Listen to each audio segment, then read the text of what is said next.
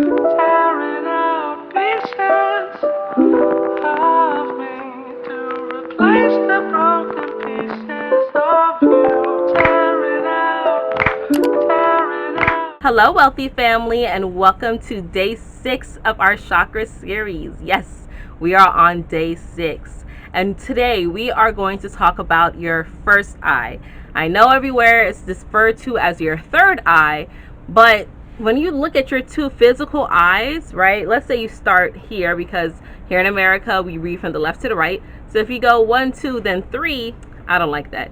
So your first eye is located right here in your, between your brow, in the middle of your forehead here. It's slightly elevated. It's not like right in the middle of your brow. And I refer to it really as your first eye because you're a spiritual being first. Your intuition and your perception should be first. Okay, your first eye projects and your two eyes reflect. All they do is reflect back to you. There's not really vision. That's why you can drive a certain way, you can see a certain thing, over and over and over for years, for decades, and then one day you just notice something new about it. It's because your perception changed, right? Similar to if you buy a car. Sorry, my camera looks weird on my end. Similar to if you buy a car and then everywhere you go, now you see a car that looks just like your car. Okay, it's the same thing. So your first eye should be what it is that you're living and you're leading your life by. Okay, now the Sanskrit word for this chakra is ajna, AJNA. It means the command or monitoring center. I really like that. I'm like, what? I got a whole command center in my brain. I love it. The color is represented by is violet, right? The sacred truth is seek only the truth. Seek only the truth in everything, okay? Because in everything there is a truth, regardless of how it may make you feel or how it may look. There is truth in everything. There is symbolism in everything, okay? And I don't want to say that and then you all look at a bird and you're like, oh, what does that bird mean? You know what I'm saying? The message sometimes is just to be appreciative and be grateful, okay? That's what a healthy, balanced first eye will allow you to do. It'll allow you to decipher what it is that you should pour more into and what it is that you should just take it for what it is, okay? Now, the element of this chakra is light, right? So that's why when you're meditating, if you've ever done any sessions with me or maybe other sessions, guided sessions, and they may tell you to breathe deeply. I'm sorry, my camera keeps looking very weird. I apologize for all this movement, but I don't know. Hold on, I may have to pause it, guys. Give me a second. Okay, I'm back. Sorry about that. But yes, if you do any type of guided meditations or things of that nature, and they tell you to breathe deeply and then push that breath up to the center of your forehead and close your eyes, tilt your eyes slightly inward and imagine a light, that's opening up your third eye. That's clearing that out, right?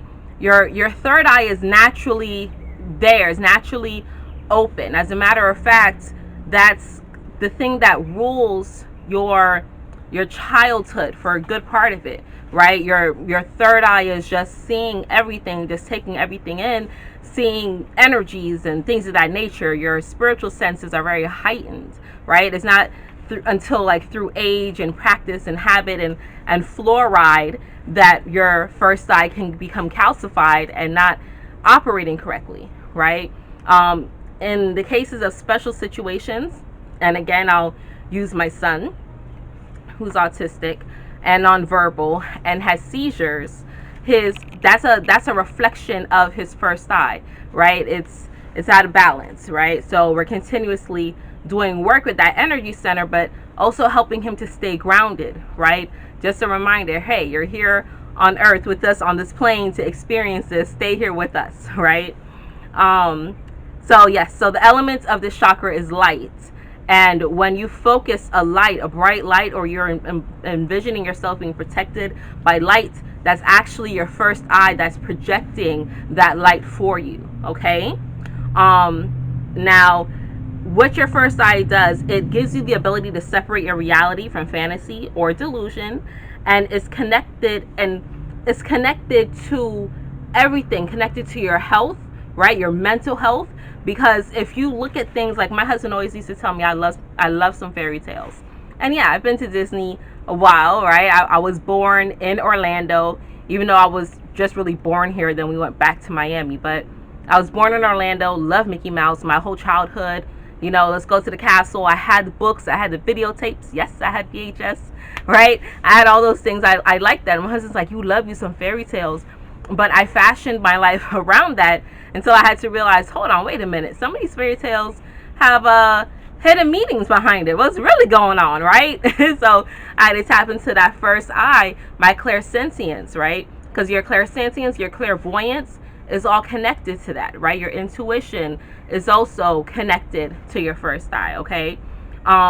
It's not, clairvoyance isn't something that some people have and some others don't. We all have the usage of our spiritual senses. And I did a whole video about spiritual senses, okay? So, and I'll make sure I'll tag it. I'll try to remember to tag it. Hey, remember to tag it, Chanel, when I'm editing. So, your gift of clairvoyance is just something you have to unwrap. It's in you. It's just a matter of how in tune in it. How in tune are you with it? And how open is it? How much do you tap into it, right? Sorry.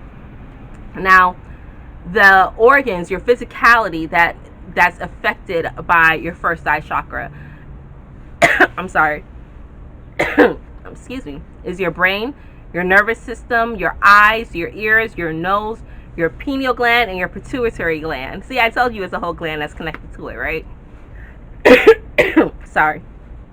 And signs of a blocked first eye chakra will be manifest in this way, in these type of diseases, right? If you have brain tumor, if you have hemorrhaging, if you have a stroke, if you have neurological disturbances, sorry, blindness, deafness, full spinal difficulties, learning disabilities, and seizures. Again, my son's on the autism spectrum. He falls in that area. And we know it's not just something we have to treat spiritually, but it's on all three levels, right? We have to treat the mind, we have to treat the body, we have to treat the spirit. Okay, so knowing this information can help us, okay, dive into it, but we can't be disconnected. We have to, again, look at it through reality. We can't have a fairy tale belief behind his health and his conditions, because there's real physical things that's affecting him, that's going on with him and causing these things to throw him out of whack, right? So once we get that spiritual center in balance, we can kind of ease things down. There was a period where he was on a lot of prescriptions. And my husband and I, through supplements, through diet change, listen, he used to only eat McDonald's, and we used to have a microwave, and like, he would eat McDonald's, he would eat like certain fried stuff, but not a large variety. Fish sticks, chicken nuggets, and McDonald's, right? From those things from McDonald's, and maybe like the Publix version. And once we cut that out, I mean, it was difficult. Once we cut that out, we cut out all dairy for him. No type of dairy products, right? And for us, we don't drink cow's milk, so it's not that big of a deal, right? We all kind of adapted. We introduced more vitamin B to him. We were able to take him down from multiple medications down to like one at one time. And then as he grew bigger, then we had to put him back, and now he's on 2. But that's amazing, right? To kind of control those seizures that he's having. He's a very big boy. Like, he's taller than me.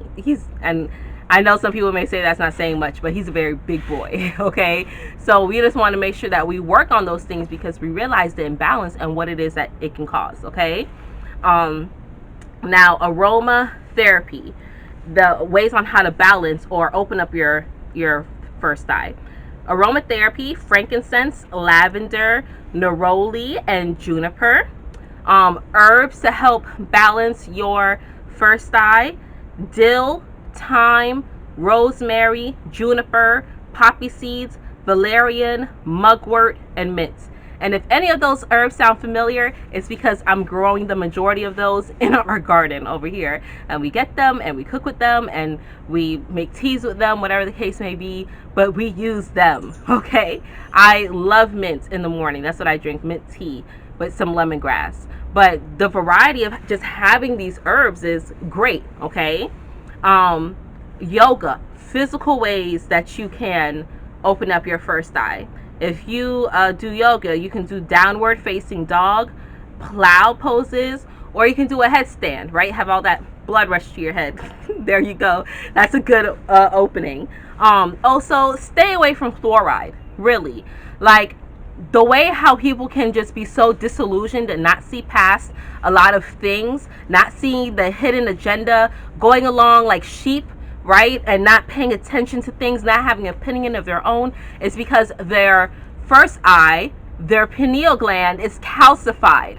And how it becomes calcified is by, one, pouring into outward extremities, like being part of a religion, but not just like being part of a religion to say, hey, you know, I love God, I'm scared of hell, so here we go. I mean, kind of fanatical. Those people who are like fanatical religious people, really calcified pineal gland, because they're externalizing their energy, okay?